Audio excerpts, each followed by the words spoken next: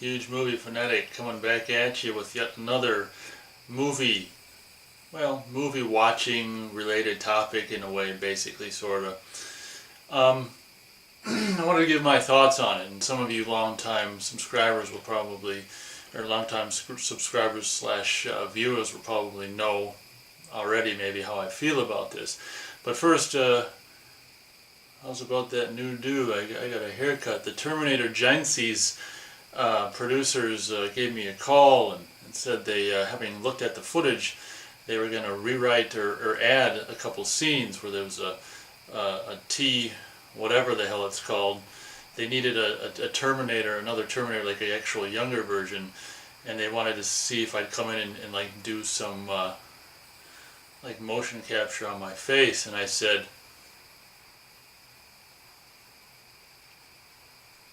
excellent. I swear I will not kill anyone.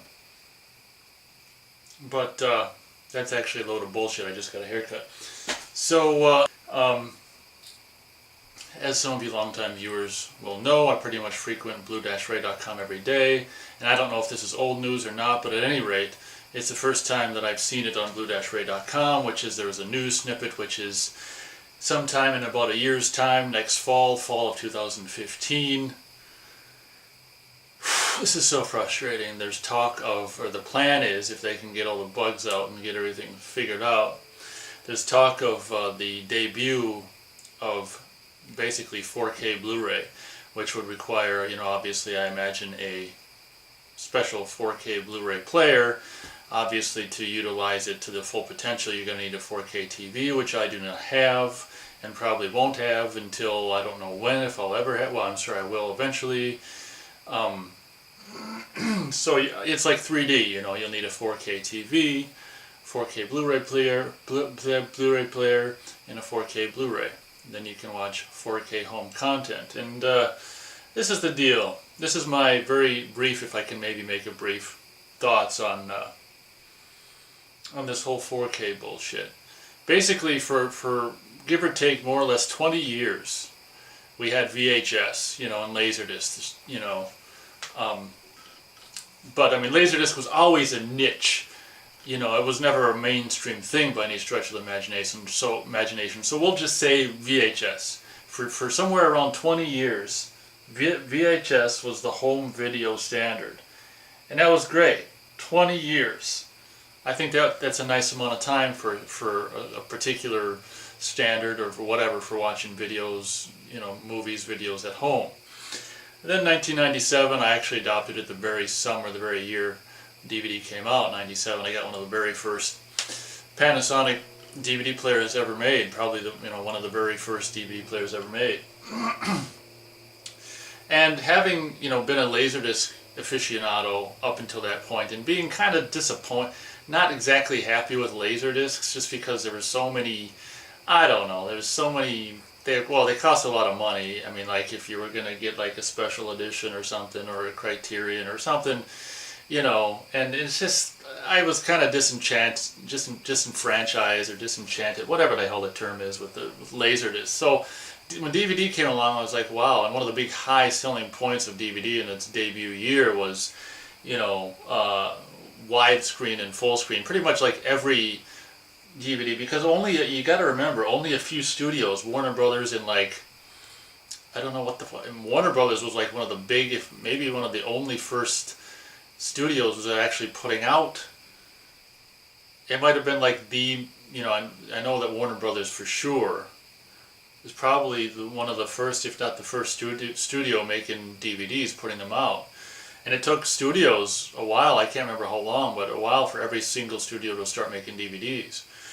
But when Warner Brother DVDs started, one of the big selling points was you'd have widescreen on one side and full screen on the other, and then multiple languages. And when I first got multiple languages, I went, whoa, cool! Look, you can hear him talking French, and you can hear the dubbed, and that lasted for like a day. Oh, that's cool. All right, that's boring. I don't look at it. I don't do the. It's not like you watch a whole language dubbed for Spanish or anything like that.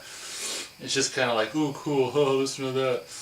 And, so that was that. But I mean, I embraced DVD because it was better quality than, Laserdisc, and also they were a lot cheaper, and there was on a CD sized disc, and you could see a whole movie without turning the disc over. And so DVD was, you know, really I highly embraced DVD when it came out and thought it was fantastic, and would have been, in all honesty, content with DVD for the rest of my life. I still buy, you know, as you know, DVDs like a son of a bitch, clearance $2 DVDs at half-price books and stuff. So, and a lot of them, depending on, you know, whatever their particular compression or, you know, particular way they were made, a lot of them look fantastic up converted, you know, on a HD TV. And it's just like, you know, I like DVD. I still like DVDs and still think DVDs are fine. And I was kind of, you know, so you had a debut of DVD, which lasted what, maybe not even 10 years before Blu-ray was announced. Now, I didn't adopt Blu-ray until like, I think 2010. I didn't even have a Blu-ray player until 2010. I wasn't, because I never had a high definition TV. I wasn't an early adopter of Blu-ray because I didn't have a high definition TV, so it made no sense. And so you're telling me DVD, you know, VHS lasts 20 years, and DVD doesn't even last 10 years before you come out with another, like, more high quality video format? I mean, that's, to me, that's really pathetic, you know, as far as I'm concerned. I was really disenfranchised with that whole, is that a term? Yeah, I think that's a that term keeps coming out of my mouth. I think that's a kind of a term. You know, not particularly, you know, loving the fact that DVD didn't even exist for 10 years, I don't think, before Blu-ray came along.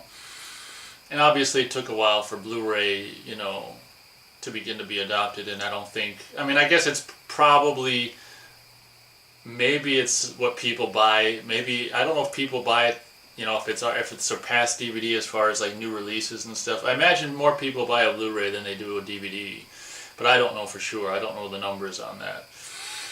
But, you know, so basically where I stood was DVD, I would have been happy with DVD for the rest of my life, and surely happy with Blu-ray, you know, 1080p for the rest of my life. So this whole notion of, okay, so now it's like, I can't remember exactly the debut year of Blu-ray, if it was 06.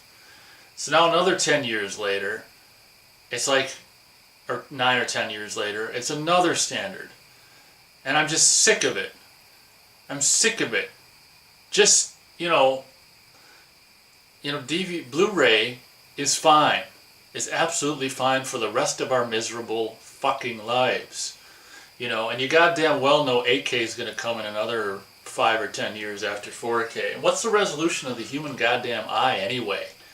You know, I mean, it makes no sense to keep going forever until TVs are clearer than what you can even see anyway. And one of my other problems with this whole, you know, 4K, you know, bullshit, 4K at home bullshit, is it's like they worry so much about the visual audio quality of what we're seeing, but in my opinion, over the decades, the content, you know, the stories, the acting, the music, the actual content, in my opinion, is decreasing, but the ability to see it and hear it in a clear, more high definition or hi-fi way. So you get to see. So as time goes on, the content of movies gets worse, but they get clearer, and the pictures get clearer, like technically better. But the content, like the stories, music, acting, the way they're shot, shaky cam, whatever, in my opinion, is decreasing, which is completely pathetic to me. It's like, who gives a shit about the content and if a movie's stupid or not? But you can see it as just crystal clear as day, as if the Transformers are in your room, you know. So that's I can probably end it there. That's my little rant, I guess, kind of on the whole 4K Blu-ray news and everything like that. And obviously, I think for the rest of my life, pretty much, I'm not going to be an early adopter. I think that prices are way too high when stuff first comes out, and you know, obviously I'll probably end up with a 4K TV if it kind of becomes, I imagine maybe over time they'll just phase out 1080p and you'll have to buy 4K and all this kinds of shit. So, you know, obviously I'm going to stick with the TV I have as long as she works, obviously, and I'm not, but basically I don't, you know, I don't need or desire 4K is what it boils down to. 1080p, like I say, DVD would have been fine for the rest of my life, but 1080p sure as shit is fine for the rest of my life. And I get frustrated, I just get frustrated because at this point, you know, I'm of the age where I have a lot of movies on tape, Laserdisc, DVD, and now Blu-ray, and it's just like, I don't want to buy it Friday 13th series on 4K, like rebuy it again for the 5th or 6th time 4K, you know, I think it's pathetic, personally, and like I say, shitty content, high resolution, that's the American way, man. So feel free to chime in the comments your thoughts about 4K, and do you need a picture that's clearer than, you know, 1080p for watching movies? If so, I don't begrudge you. I mean, that's your right, and I'm not going to say that you're stupid if you want that. If you want to see shitty movies with shitty acting and shitty music and shitty plots clearer, that's all, you know, that's your right to do so. So thank you very much for watching, and to all you huge movie fanatic subscribers and viewers, have no fear whether I'm going to upload another video or not in the future.